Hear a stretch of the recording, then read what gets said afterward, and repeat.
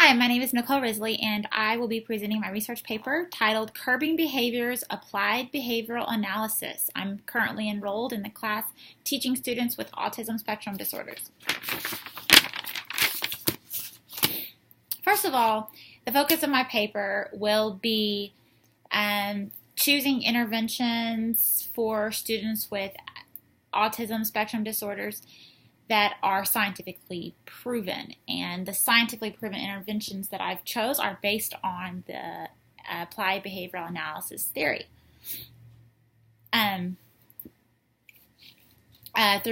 Through this research, I started to understand more about ASD, and hopefully so will you.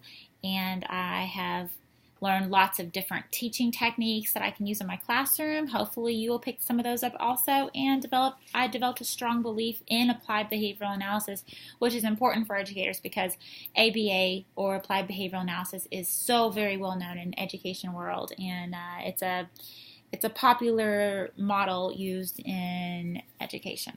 So it's imperative that educators are aware of this theory. Whether they choose to use this one is up to them, but you need to know about it because it is well known.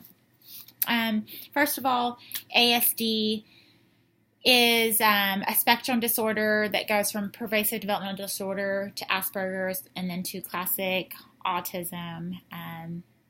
Individuals with ASD have heightened senses, making environmental stimuli difficult to cope with. It's a neurological impairment. This overload of senses that a person with ASD gets causes them to have very undesirable behaviors because the behavior is a response to them coping with the overload of senses. So an educator must first know why this behavior is happening before they can fix it. And you must realize that there is a reason for these undesirable behaviors. And this is what they are. It's neurological. They can't help it. It's just an overload. So anyway, autism needs to be defined also as separate from Asperger's and also from pervasive developmental disorder.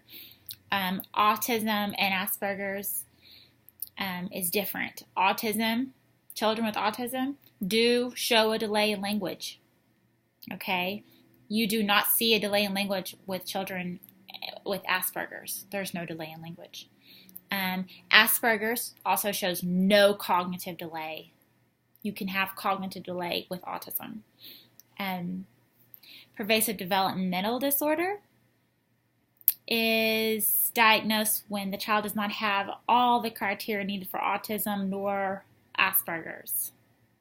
So there's a real simple differentiation between those three on the spectrum. To be diagnosed with autism, you have to have deficits in social, communication, and behavior. There has to be 6 symptoms altogether.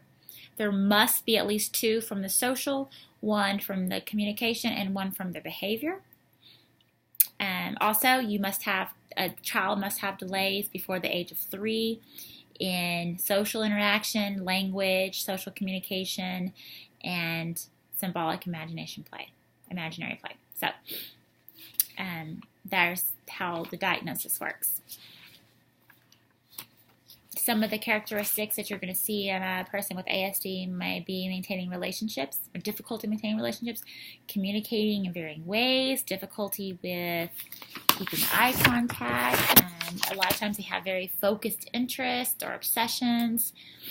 Some of the undesirable behaviors that you might be seeing: flapping of arms, flicking a finger, spinning, rocking repeatedly. There can be any number of things: growling, biting, so many different behaviors there. Some might be self-injury, non-compliance, but they all look different. You have to remember that. But a child with autism will not look like another child with autism or ASD. There's numerous interventions because of the numerous ways that autism looks. There's going to be numerous interventions, but you have to be very aware as an educator that you must use something that's scientifically proven, which is ABA, the one I'm focusing on. And you're going to hear a lot on ABA. You're going to hear about discrete trial training, which is a practice within ABA. So is pivotal response training and incidental teaching. So now we're going to be focusing on curbing those behaviors.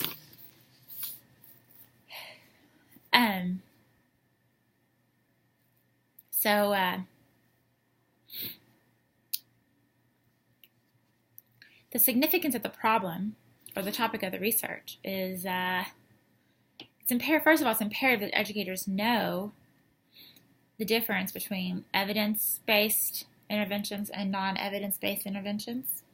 And ABA is an evidence-based intervention. It's based on the behavioral theory autism. It states that autism is a syndrome of behavioral deficits and excesses that have a biological basis but are nonetheless amenable to change through carefully orchestrated constructive interaction with physical and social environment. So we have to use this to our advantage. We have to use social environment and interactions to improve to improve students' and adults' behaviors.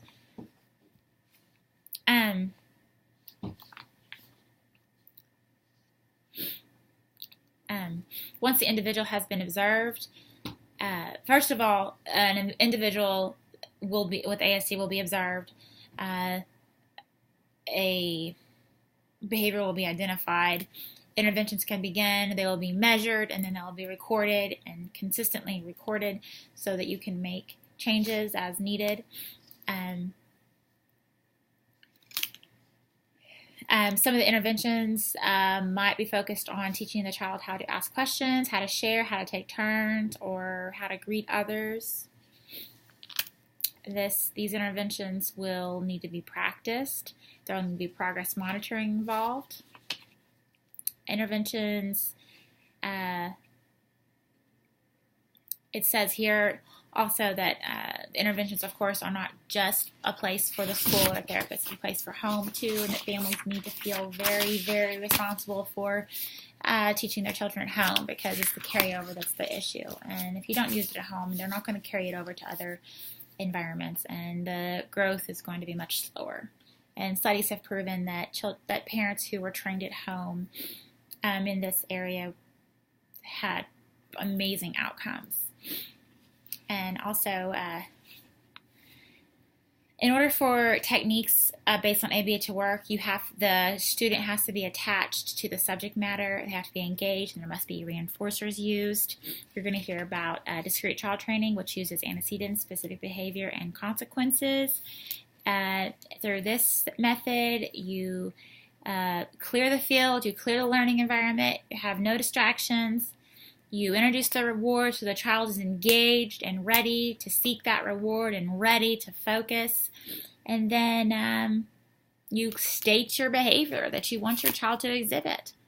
And you practice it. And then you reward that person immediately afterwards, after the desired behavior has occurred. Now, if there's an error, there's a way of correcting. You simply go back to the first correct. You go back to where the child was not making any mistakes. Go back there, find where the mistake starts, coach them through it, prompt them through it, get them to practice the correct way, and then reward. So the child's going to get the reward that way. And the reinforcement is so important, because if there's no drive, the child is not going to be engaged, and all teaching is going to be out the door.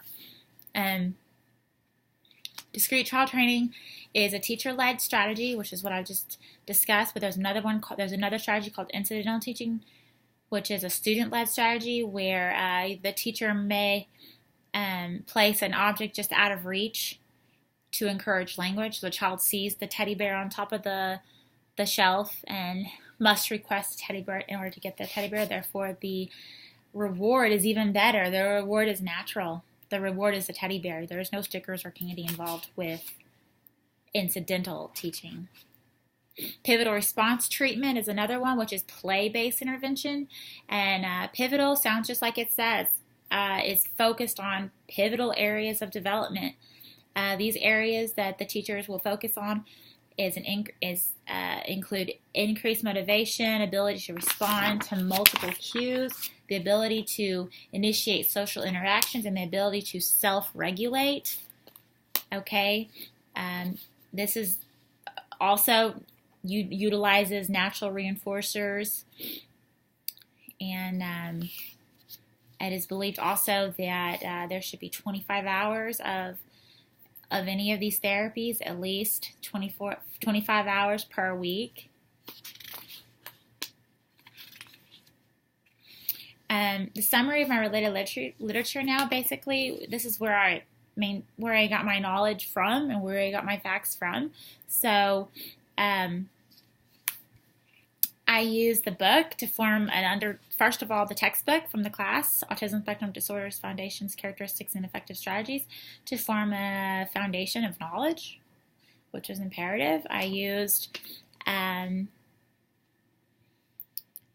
several different forms of research. One of them, called Positive Behavior Support, was a research that emphasized the importance of keeping the lifespan of a person in mind.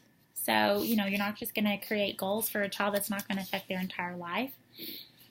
ABCs of Teaching Skills was very, very informative and helpful for me to understand, because it was a PowerPoint presentation, and it gave me hands-on, visual examples of teaching children using the ABA and how they cleared the field before they taught, and real-life examples was the best. So I definitely advise watching the ABCs of Teaching Skills PowerPoint. I use Autism Speaks for bukus of information, and just for my own knowledge. It was an amazing website overall. I used The Secret of Curbing Autism-Related Behavior Issues, which was, this is an article that was based on a study of the 180 children, where there were two groups. Where one group was one group of students or children, their families were given training sessions at home, versus another group where their family was not given training sessions, basically. Well, the ones that were giving training sessions and carried over the interventions at home grew immensely. So that's why I focused a lot of my paper on the importance of including the family. And also discuss the proposed solutions and practical implications to the research topic. Well, basically, teachers will use this framework to build new skills, replace behaviors, provide practice of learned skills, and administrators can use it to enforce ABA throughout the whole school. Parents should use ABA at home. So anybody involved in the education of a child can use ABA. In conclusion, children with ABA are going to exhibit undesirable behaviors. It's our job to systematically intervene and choose interventions that are scientifically proven, such as ABA. And the overall goal for us as educators is to build children up so they can live happy, independent, and productive lives. And also, it's important to choose specific behaviors that will affect them throughout their life. So in my opinion, ABA will improve the livelihood of individuals with autism spectrum disorders. ABA provides a systematic method of teaching new skills and curbing those undesired skills in order to prepare students for a successful life. Thank you.